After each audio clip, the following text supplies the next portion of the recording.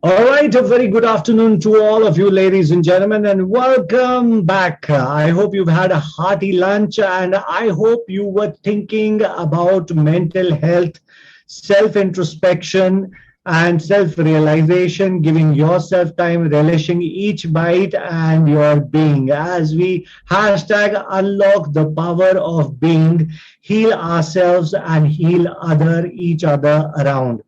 Once again आप सबको मुबारक हो वर्ल्ड मेंटल हेल्थ डे जो आज है बहुत ही खास दिन है and to give us a brighter and a broader perspective specially about something which is very much there in us but very underused and underappreciated which is empathy and positivity जो बहुत जरूरी है और इनफैक्ट आपकी breathing की तरह है and it's all about the neurobiological perspective and we are going to have this wonderful session the platinum sponsor GAIL India Limited and of course a gold sponsor Sun Pharmaceuticals Industries Limited. A big thank you to both of you for sponsoring this particular session. I have one of the most brightest and very active, socially active minds. We have Dr. Rajesh Nagpalji, who's the consultant psychiatrist at Manobal Clinic, New Delhi, and chairman section on Developing Nations World Psychiatric Association. He is joining us along with a very beautiful and a very talented doctor, Dr. Sumegha Mittalji, who is the senior resident academic, Department of Psychiatry, All India Institute of Medical Sciences, New Delhi. She will be taking the session forward. Welcome to both of you. Over to you. Thank you so much for inviting us. Wishing you all a very happy mental health. Dr. Sumegha, please unmute yourself. Okay. We're about to start. Dr. Sumegha, could you please unmute yourself? Thank you so much for inviting us. Wish you all a very happy mental health day. I would like to introduce the speaker. Although the speaker today does not need any introduction, we all know him. Still, I would like to give a brief introduction. Today we have between us Dr. Rajesh Nagpal sir.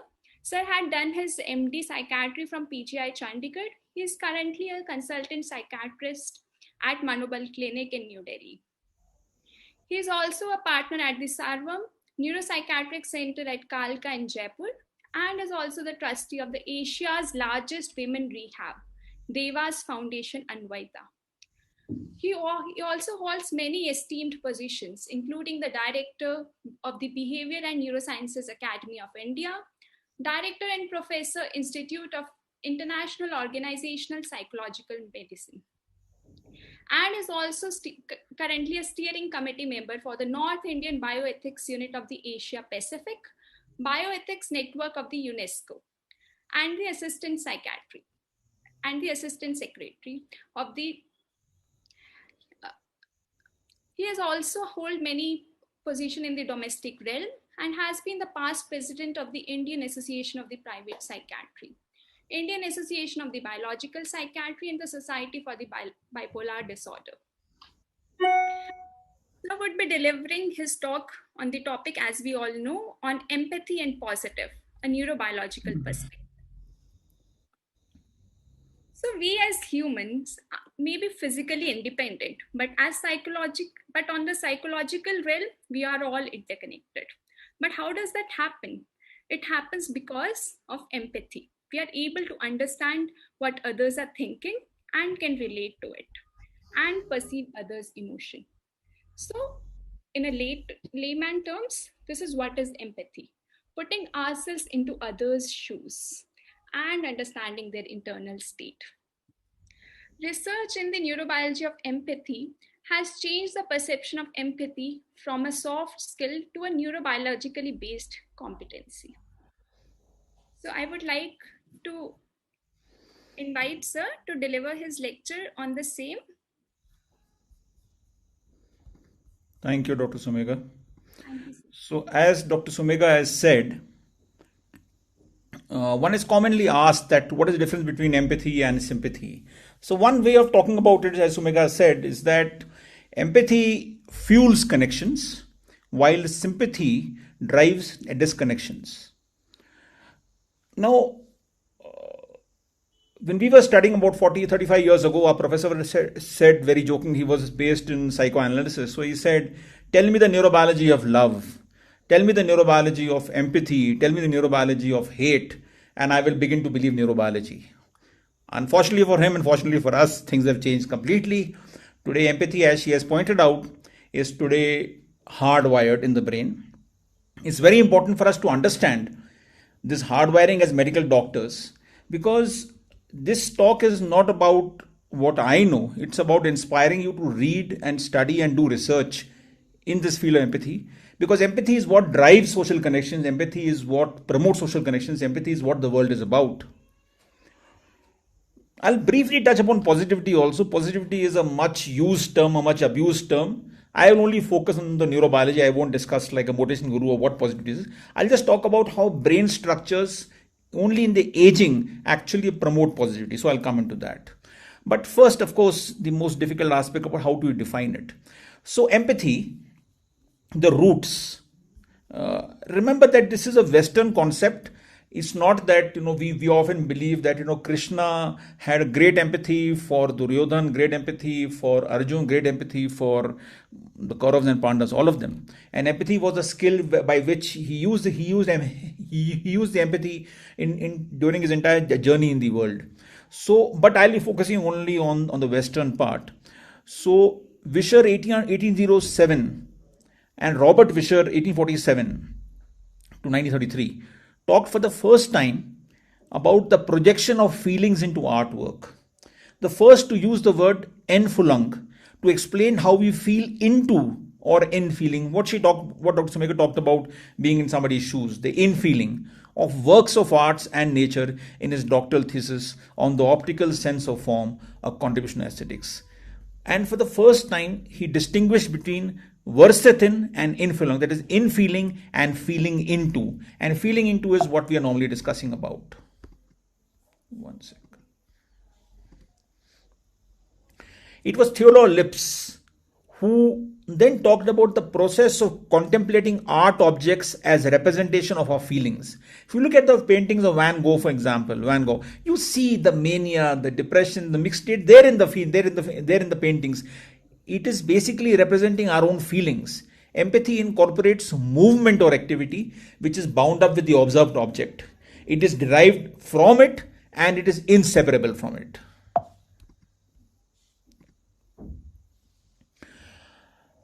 The English psychologist who studied under William Wundt, Dr. Edward, was known for his version of psychology structuralism, and Einfühlung translated to English, projecting yourself into what you observe.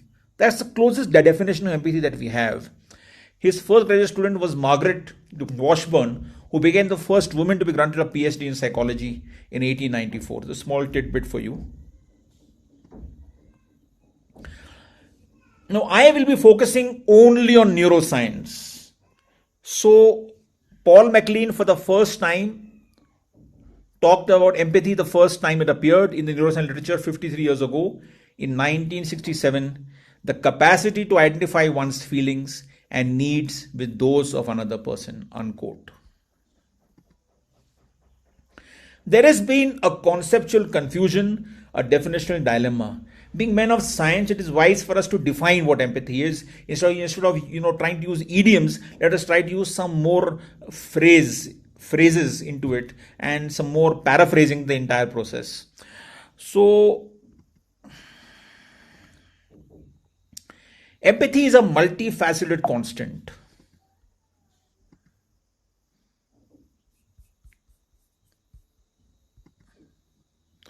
It consists of altruism, which we all know as pity, emotional contagion, sympathy, empathic concern or compassion, affective empathy, cognitive empathy, empathic intelligence, social cognition. Now, commonly, if you understand what empathy is today, is defined as having a cognitive component, an affective component, and a compassionate component. There are two parts to empathy. One part is what I feel when I am in the person's shoes, and what happens to me once I feel that. These are two components of actually empathy.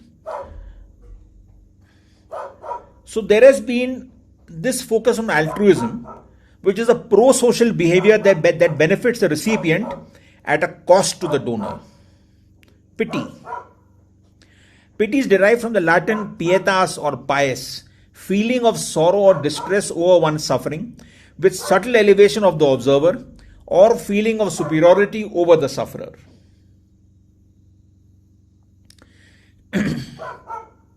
I talked about sympathy, derives from the Latin sympathia, meaning feeling, pathetia together sim. Sympathy lacks the desire to help component.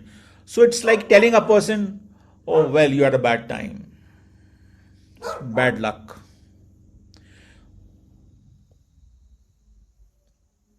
Emotional contagion is an automatic response resulting in a similar emotion being observed in the observer as a direct result of perceiving the expressed emotion of another. One of the best examples of this is seeing a person running from a burning flame, his entire face expression. For a moment we have emotional contagion and we actually feel like the person going to run away from the flame. Now, as I said, that empathy could have three dimensions: affective empathy, cognitive empathy. Affective empathy is isomorphic to another person's affective state, elicited by the observation or imagination of another person's affective state. So it is the ability to feel another person's emotions. Cognitive empathy is the ability to know what another person thinks or believes. It's basically perspective taking. It refers to the ability to recognize and understand another's mental state. So this is the concept of something technical word called theory of mind, where you begin to, when you use theory of mind, it's a concept to understand what's happening to the other person. It's our ability in our own brain which makes us understand what the other person is thinking. The theory of mind, also called as mentalizing. That's also called as cognitive empathy. Social cognition, perception, you must have heard of this very often, social cognition.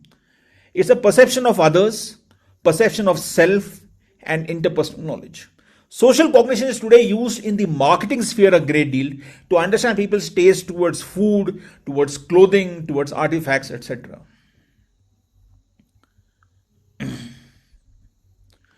So as I said, the cognitive component, the affective component, and behavioral processes.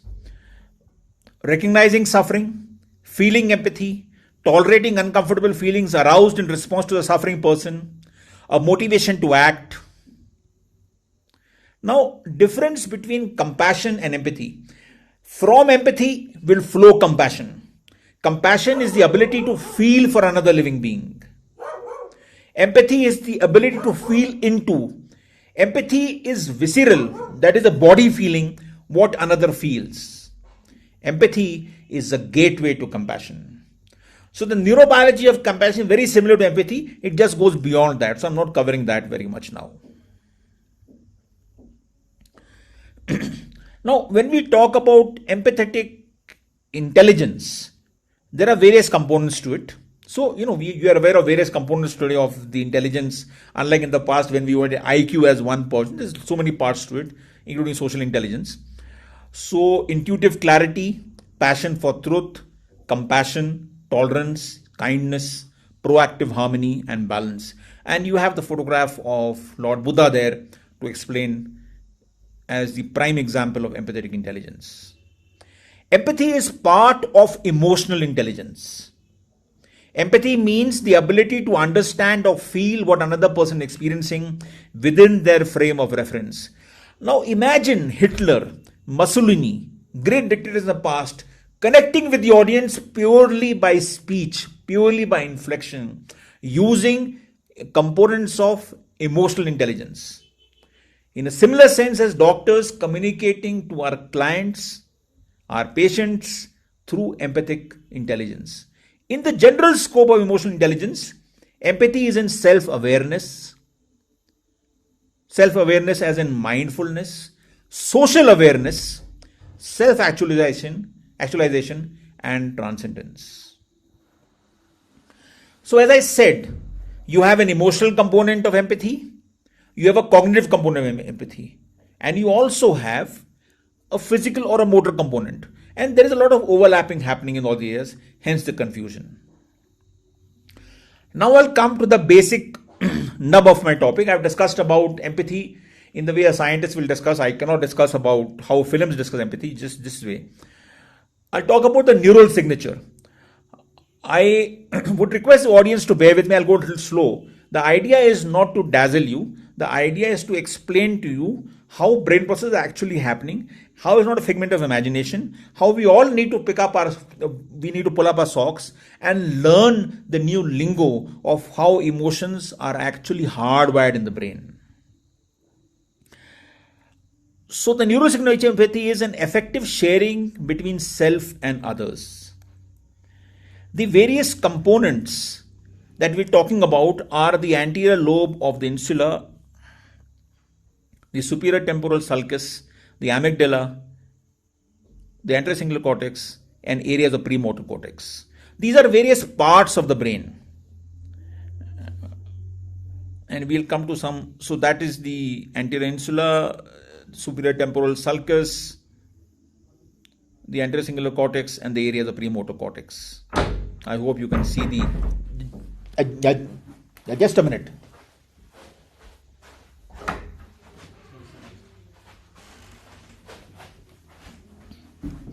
Sorry.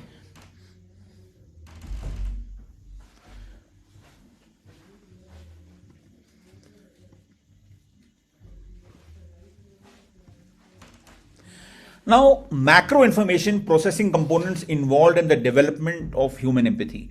See, I'm trying to explain to you stuff that we understand. Empathy is functional at birth. Affective arousal, which comes to us at birth when we clap on the front of the child effectively aroused.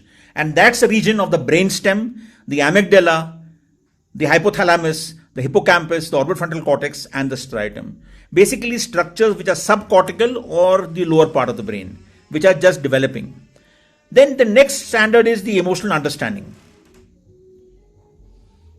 In this you have the medial prefrontal cortex, the posterior supratemporal sulcus, the temporoparietal junction, and the ventromedial prefrontal cortex.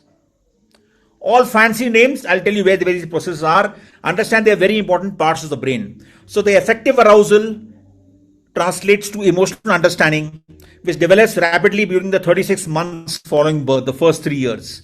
And then developing throughout the childhood and the adolescence, the emotional regulation which has to be deregulated is the dorsolateral prefrontal cortex, the anterocingulate cortex, and the ventromedial prefrontal cortex. There appears to be a lot of overlap also between these areas, but the important understanding is that the macro information processing component, which develops as we develop as human beings from a baby to a full-grown adult, the empathetic component actually increases, in which there is affective arousal by one set of brain areas, emotional understanding by one set of brain areas, and emotional regulation by a third set of brain areas. The idea is to explain to you that we have come a long way. Now, cognitive empathy or cognitive perspective taking, as I said, that is one component of empathy. You have the emotional empathy also, as we discussed. So cognitive perspective taking, you have the medial prefrontal cortex, the temporal pole, that is all the green structures here. The temporal pole here, the superior temporal sulcus here, and the temporoparietal junction. So these areas are the one which determine our perspective taking, that is our ability to look at the person and gauge what he is thinking, what is happening to him, our cognitive process there. What we are feeling, the empathetic component, is the anterior cingulate, the anterior insula, the secondary somatosensory cortex are the areas. So there appear to be different parts of the brain in which you have a cognition empathy and the affective empathy. We are not hair splitting. Actually, empathy consists of various components. They work in orchestra and the areas are overlapping, of course. Now, cognitive or affective empathy, you can have negative emotions. That's the areas for negative emotions. You can have positive emotions, what the gurus talk about. You can have cognitive empathy, the empathetic concern, the precuneus and temporoparietal junction. And lastly, you have empathetic concern. Suggesting that these are various components and different brain areas are actually involved. Now, when we look at we're shifting from cognitive to the affective or perceptual empathy, just 1 minute.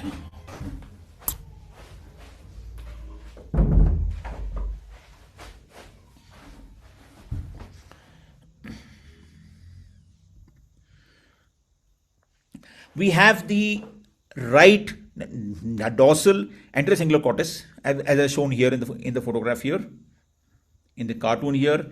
You have the right anterior insula. Now, for the cognitive component we saw, now this is for the affective perceptual part of the empathy, the affective component, the emotional component. You have the right medial the dorsal nucleus of the thalamus. This is the entire thalamus with several components. And then you have the midbrain. So these are separate areas for affective part, separate areas for cognitive part. I am not covering compassion. It's a little difficult to go on there. And so now we have for the cognitive empathy, you have the orbitofrontal cortex, you have the left, that was the right. Now you have the left side, the mid-cingulate cortex, and the left again, the dorsomedial thalamus. So these are different. So right and left is for the cognitive and right is for the affective. Similarly, if you have head injury also, similar changes will occur because the brain has some kind of localization happening. So the only idea to show these cartoons is that the various components of empathy, they are governed by special brain structures and separate connections. We can cover some connections today. It's out of the scope of this area. Now, as I said, the theory of mind is all about understanding what the person is thinking. There are actual circuits involved in that. And these circuits are the temporoparietal junction, the superior temporal sulcus and the temporal pole, and the posterior cingulate cortex and the medial prefrontal cortex. These are the areas involved in the theory of mind. You can see by this arrow here, areas involved. The areas involved in compassion, which I didn't talk about much, is the substantia nigra and the ventral tegmental area. This is the area from where the dopamine or the reward or the happy hormones you must have seen on the Google are, which is very area which is fertile with them. It is the putamen and the globular pallidus and the medial orbitofrontal cortex, which covers the area of compassion. And then you have the empathy for suffering, which is also covered by the anterior insula and the other areas of brain, including the anterior mid-cingulate cortex. Then you have a very interesting component called a mirror neuron system. Mirror neuron system is how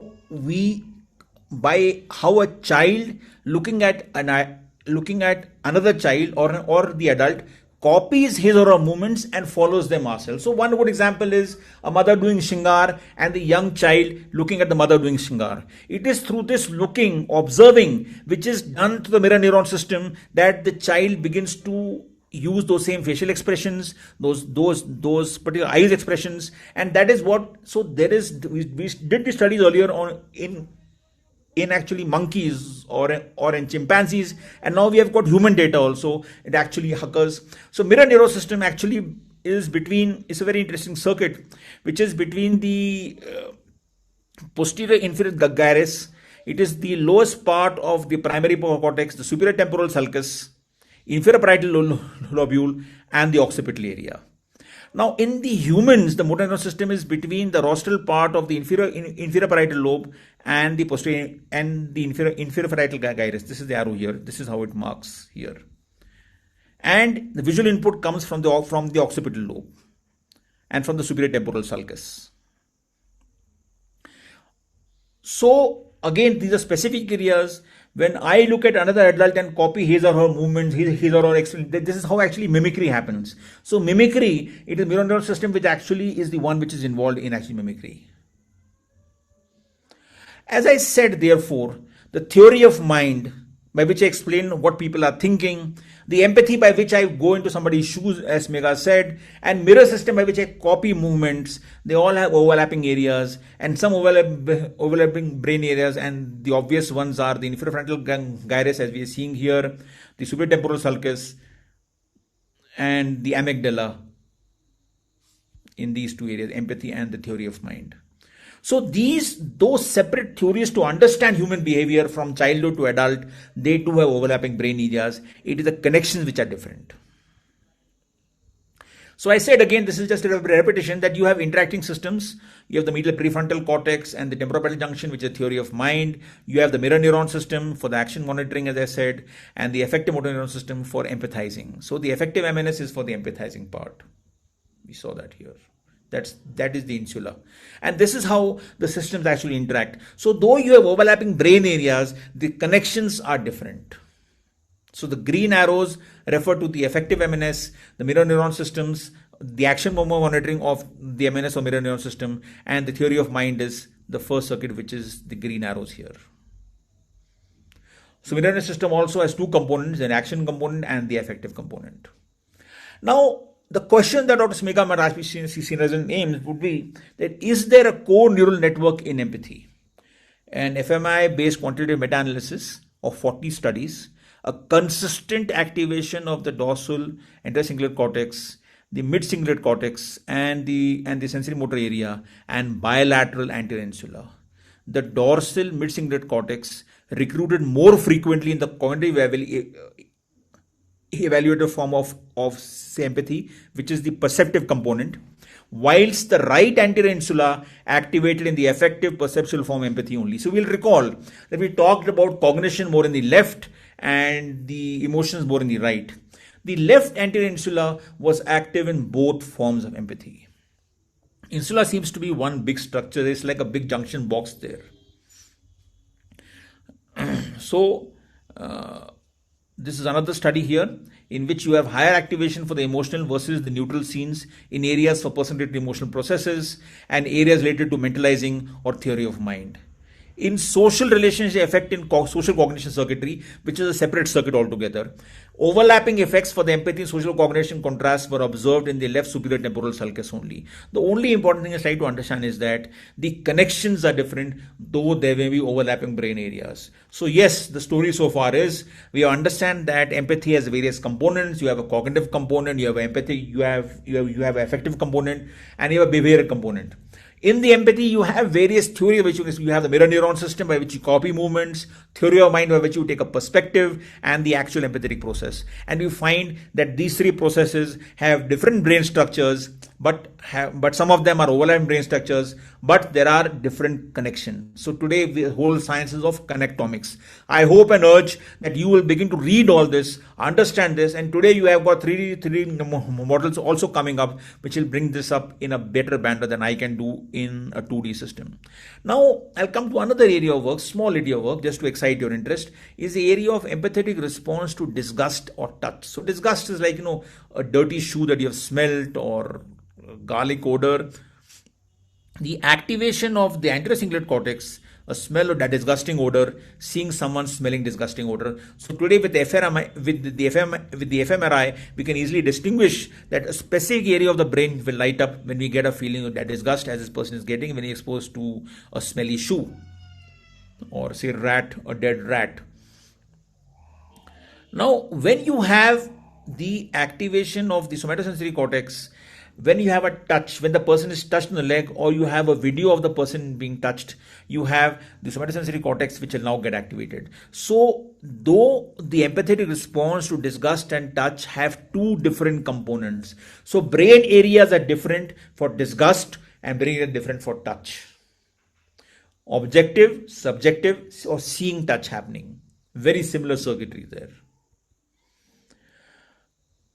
So, now we shift to a pain area.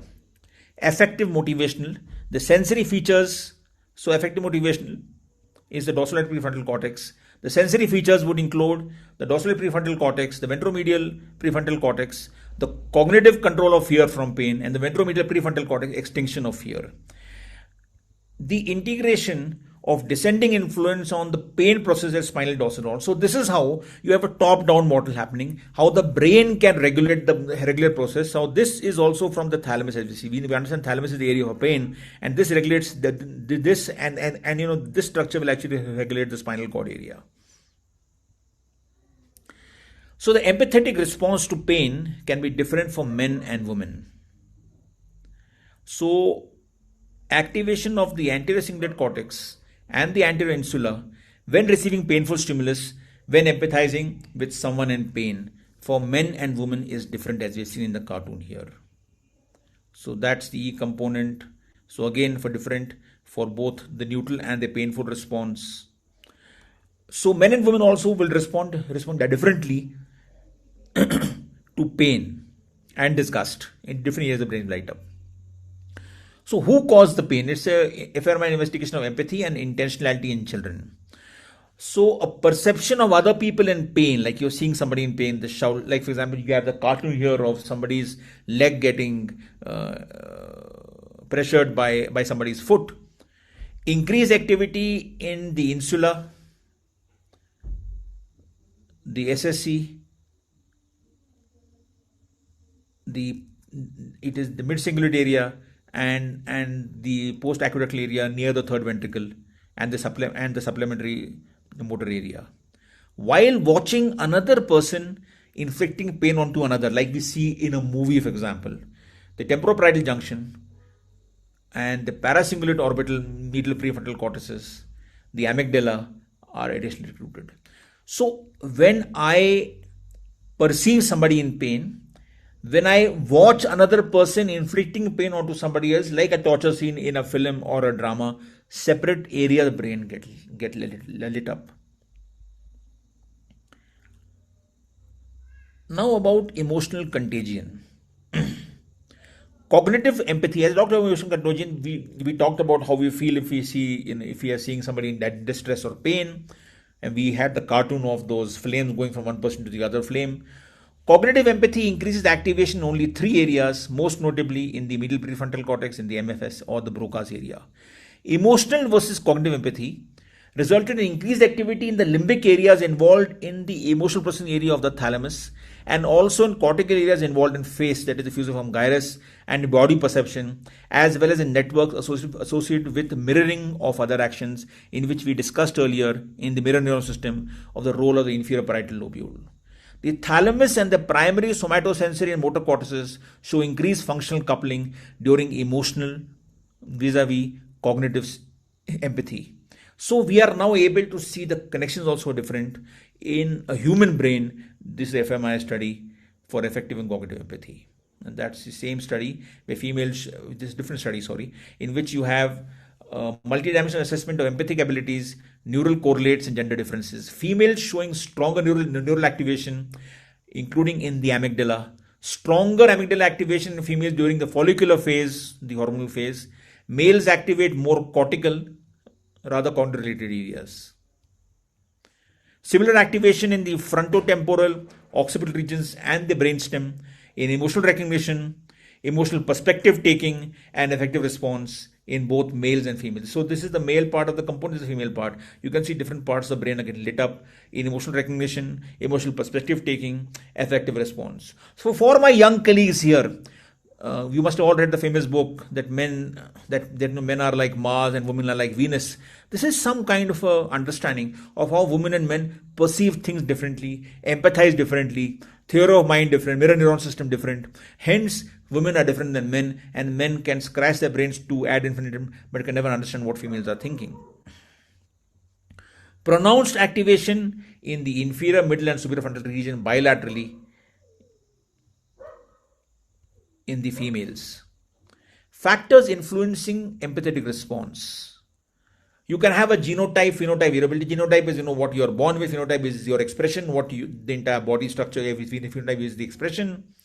Genomic variation in chameleon responses as a genotype for empathy. Phenotype variation, developed ability for complex empathic responsivenesses, something that we learn in our profession. A phenotype variation can occur due to our training. Genomic is what we are born with.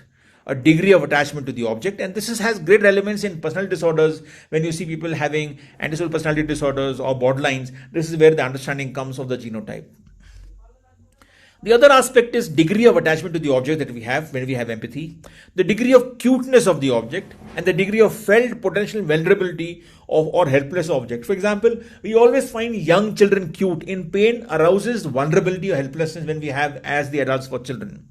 And of course, our own affective state when we are seeing something happening in front of us.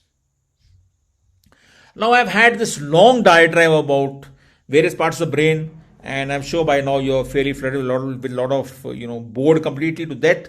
But I'll again briefly summarize. Empathy has got a cognitive component, perspective taking, an affective component, and a behavioral component. And from empathy comes compassion. After empathy comes compassion. Empathy is a gateway to compassion. And we saw different brain areas involved. We saw the different connections involved. We saw overlapping brain areas, but we saw distinctly clear different connections or connectomics. Now the question that will bother you about that why am I troubling you with a lot of overdose on neurobiology? This is not a session to dazzle you. It's a session to tell you how empathy is very important. As the moderator initially said, that empathy is a very important tool which you all need to utilize. So benefits of empathy or compassion in healthcare as medical doctors, as the nurses, as social workers, better patient outcomes, better patient compliance, better patient satisfaction, better communication, improved perception, growth and higher earnings. So a good doctor, a good nurse is one who practices through Riyaz empathy. And we understand, I just discussed about how in the phenotypic variation, you can actually by practice improve your empathy. You can train yourself to do it to become more empathetic. And of course, you have something you're actually born with. So various components of empathy in a very, acronym is eye contact, muscles of facial expression, posture, affect, tone of voice, hearing the whole patient and your response. So one way of looking at empathy is also that somebody is down in a dark hole, somebody's put in a dark hole and you're on top, and you might say, how does it feel to be there? And she say, I am in horrible. And you say, oh, you're in pain. That's sympathy. Empathy is, I don't need to have a response to what he or she is saying. See, when somebody talks to me, I don't have to give a solution. I might say just that I'm feeling very bad for you. I don't know what to say. That's a strong empathetic response. Especially when you work with cancer, when you work with lifestyle diseases, a lot of empathy is required. Being a professional also means being called to a moral community that is responsible to those in the greater community they care for. So that's where empathy comes in. Professor Donatella, Bulletin of Medical Ethics, talked about initiatives for teaching medical humanities and bioethics have the goal of turning high-tech medical performance into a high-touch one in which the human essence is revalued. So a lot of talk, a lot of gibberish about neurobiology, but essentially we are again talking about the importance of touch, the importance of conversation, the importance of contact. As a lot of psychotherapists will tell us, it is not important what psychotherapy we follow, what psychotherapy I do. It is important that there should be a therapeutic connect between me and my client. That is where empathy can come in. That is where neurobiology just to understand the importance of empathy and not the other way around. The benefits in education are helping children to build a sense of security and stronger relationship with other children and educators. So I talked about building connections, fueling connections. Empathy encourages tolerance and acceptance of others, promotes good moral cognition and better mental health. In tolerance and acceptance, I would like to mention that today in this world which is flooded with divisiveness, empathy is one great way to understand what the minorities are thinking about, what the majority is thinking about, and how we need to get everybody together in a more inclusive agenda. Ensures them to be future sensible, humane leaders. In business organizations, empathy and from their compassion boosts productivity, builds effective collaboration, fosters cultural competence, enhances customer satisfaction, uplifts leadership qualities, promotes name and fame. Susan Fiske, I quote, empathy for another's happiness and suffering depends fundamentally on recognizing that the other has a mind. That is, the same capacities for thought, emotion, desire, intention, and self-awareness as ourselves. Without appreciating others' minds, empathy makes no sense. Unquote. So, take-home message for empathy is, empathy or compassion is a complex construct. Empathy is associated with the activation of the anterocingulate cortex, anterior insula, and the somatosensory cortex.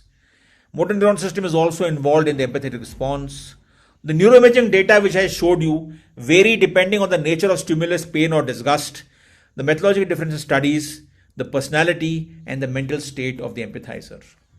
Emotional contagion, empathetic response, perspective taking, the cognitive component, social cognition and compassion may lie on a spectrum.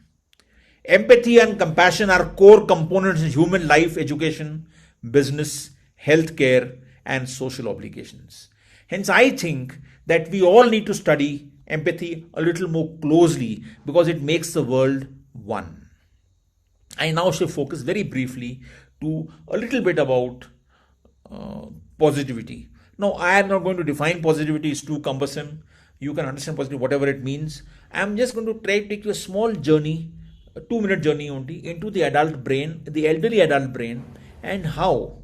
And the moral of the story is, I am saying moral in the beginning, that if I flood the old man, my father, my uncle, my client, my granddad, with a lot of positivity around him, flood him around it, his brain is also structurally designed at that age to see only positivity, and he will have healthy aging. If in old age I give him pain and suffering by giving negative images of a nuclear bomb, of a nuclear warfare or terrorism happening, it's only going to promote unhealthy aging. So brain is engineered for positivity as we age. This cartoon is about healthy aging is generally associated with improved emotional functioning and well-being. Brain imaging findings parallel this behavioral evidence, suggesting that healthy aging associates relatively preserved structural integrity in regions typically involved in the processing and valuation of emotional information. So as we grow old in healthy aging, the amygdala or the medial prefrontal cortex are preserved. In healthy aging, as we understand, we get old, so brain also we will get, in some ways will decay. So healthy aging associated with marked anatomical and physiological loss in specific brain structures, typically involved in executive control and emotional regulation, the lateral prefrontal cortex. So part of the brain does decline, does become dead or deactivated, but that's the area involved with executive control and emotional regulation. The one which is involved with empathy or with the positivity is the one which is preserved. In the context of overall preserved emotional functioning and well-being in aging, considerable evidence supports the idea of an age-related positive effect in emotional perception, attention, and memory. Older adults tend to pay greater attention to and remember more positive information and show reduced processing of negative information compared to younger adults. So the older healthy brain is designed for taking in more positive information and designed for taking in less negative information. It's a God-given filter which is provided. Older adults' preference for positive over negative information is driven in part by the prioritization of more present-focused motivational goals. For example, picking up my cup of tea, picking up the sugar right on top of the ladder, related to emotional meaning and satisfaction. Focusing on the here and now only. The old person focuses on here and now. More processing of positivity leads to increased well-being. So the lesson for all of us working in the area of dementia, in the area of old age, assisted living today, available evidence points to the link between enhanced processing of positive or rewarding stimuli and increased psychological well-being in the aging. For instance, among us, this is Heller's study about 6 years ago.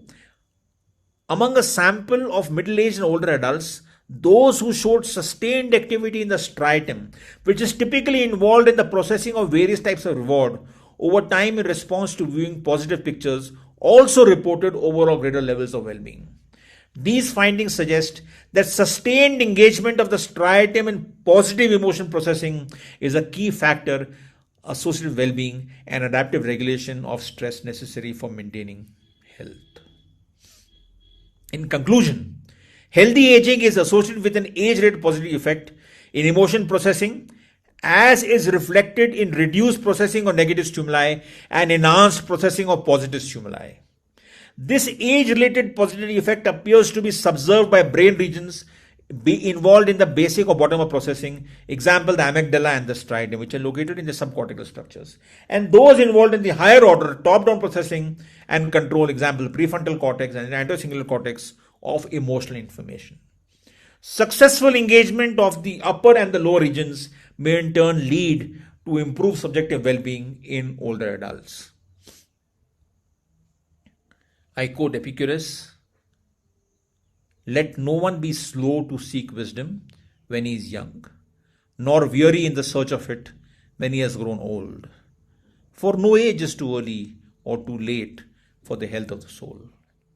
I thank you, ladies and gentlemen. Thank you very much. Thank you so much, sir, for taking us through the journey of empathy in such an interesting manner. Sir, we have a few questions with us from the audience. First is about empathy in this time of telecommunication and all the telemedicine that has started.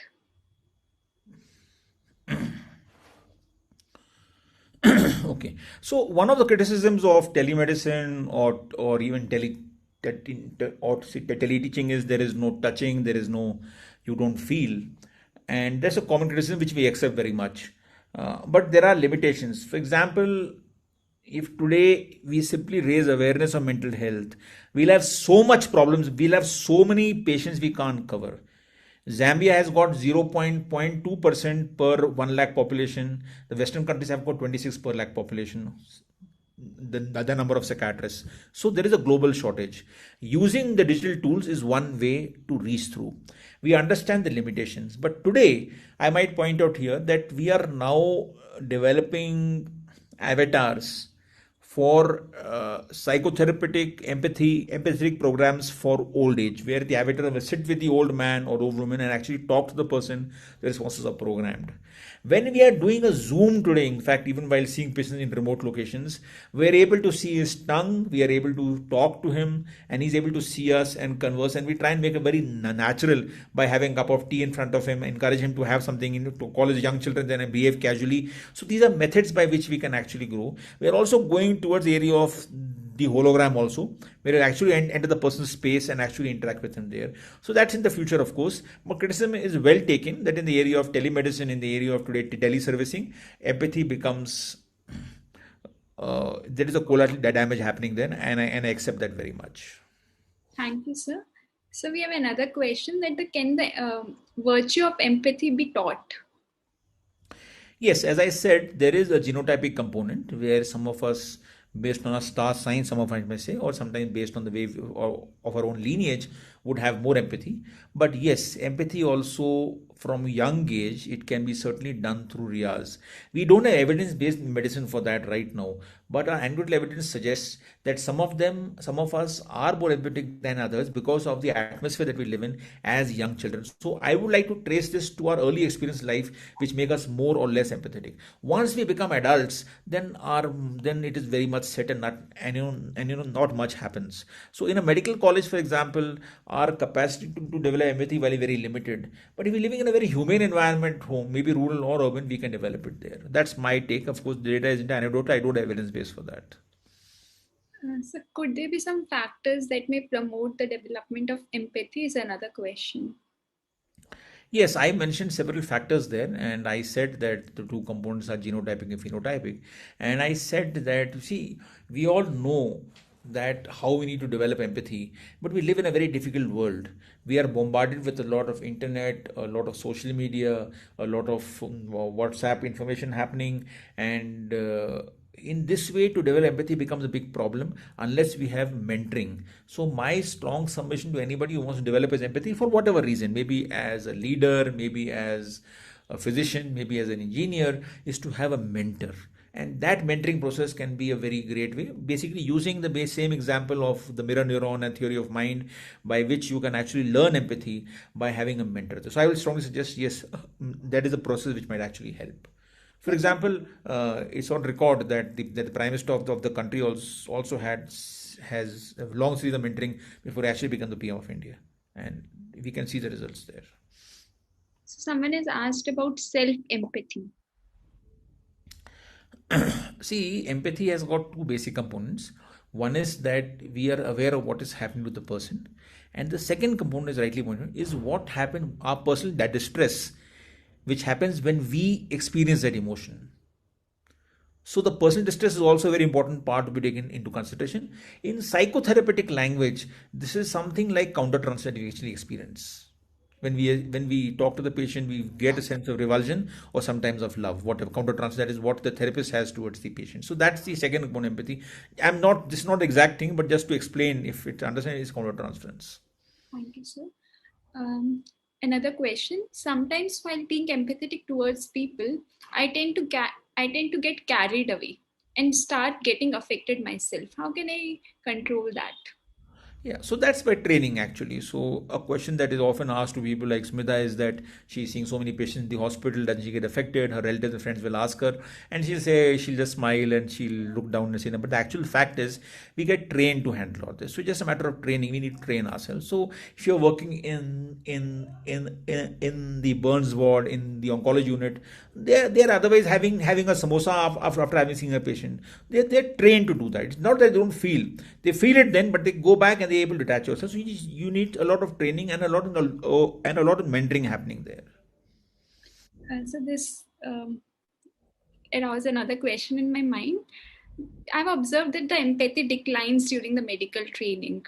As we go through the process of medical training, the component of empathy actually decreases. So how can one maintain that empathetic feeling towards all the patient? I think it's a very interesting observation. It's not left only in the medical field. If you become an engineer, if you're going to MBA, if you're going to Harvard, everywhere the same thing. You are in a very busy professional space where the connect for the patient is for a very short time, and you have got multiple engagements happening at a single point in time, and these are what actually. So what I have often found, I'm sharing a personal information which might not be the right thing to do, but anyway, in my course in I am a psychiatrist, so I practice psychotherapy myself. So I do psychotherapy. It may not be very great on the money aspect, but I do it because it is food for the soul. Because the therapy which I do with the client actually helps me also to sort of relax and for me to understand things better.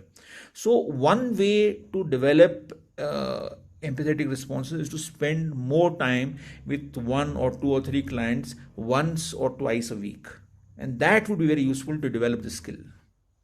Thank you so much, sir. So there's another question. How can spirituality play a role in one being getting more empathetic? Technically a very difficult question to answer, but I'll anyway attempt it.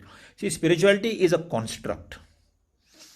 All of us are on a spectrum from aspiritual to completely spiritual.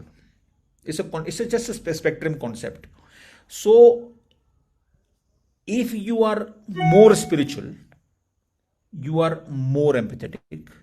If you're less spiritual, you are less empathetic. So from empathy flows compassion. From compassion flows spirituality. So it's part of the same kind of spectrum. So one always helps the other. And it is a bidirectional helping which can actually occur. There's no evidence base for that. Sorry, ma'am. Thank you, sir. So another question. Should empathy be a part of the assessment criteria when considering eligibility of students for medical education? Yes and no. A short interview may not help at all. A detailed 1 week stay in a campus, observing, talking, during play, during work, during formal responses will help. So in a practical sense, no. Assessments can be very wrong when you're assessing it, even by a rating scale. So I'll see if there are any other questions. Is there any food or diet that can enhance our levels of being empathetic? None known, ma'am. No evidence base for that. Sorry. So only these much questions we have. Okay. Thank you so much, sir, for such an insightful session on such a difficult topic and you making it so interesting for all of us. Thank you. Thank you. Okay.